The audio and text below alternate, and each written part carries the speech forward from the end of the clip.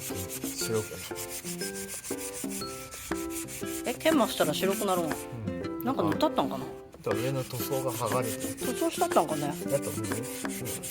だからそれを外さんかったら、なんかあんまり練りが良くないから。あ、そうなの。全部研磨するの？全部しとる今。そうなの。とりあえずバリはそのバリあるとこだけするんかと思っとってんけど。全部研磨するの？パパやるなら全部やる。本当私やったらバリあるとこだけにするな。あ、これ？ちょっと浮いとったら。これもう接着剤で留めればダメな。ダメか。いいよ、別にいいけど。一枚買う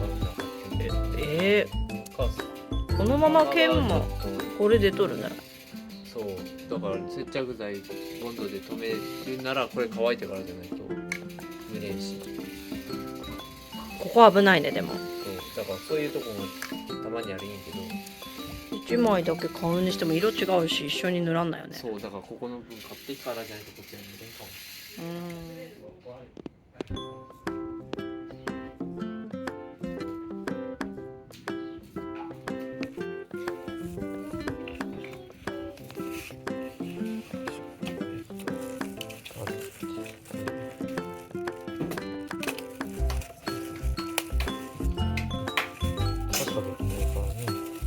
ハサミにしようよ。切れた。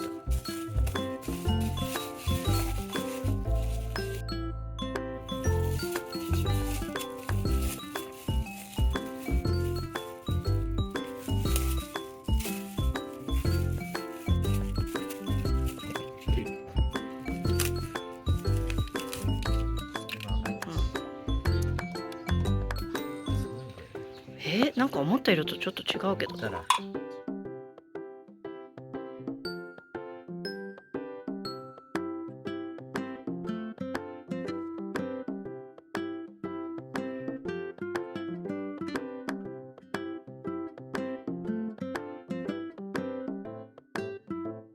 んな色やったっけ？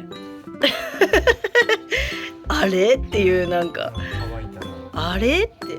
隙間を塗るためのスポンジみたいな。そんなものもあるわ。すごいね。奥が深いな。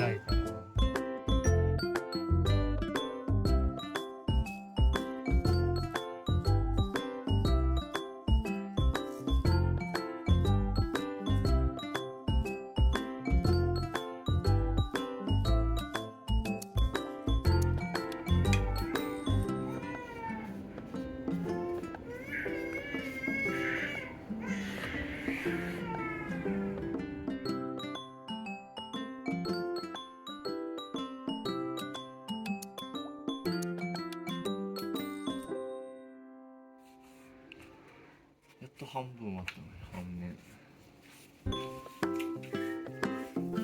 また1回目？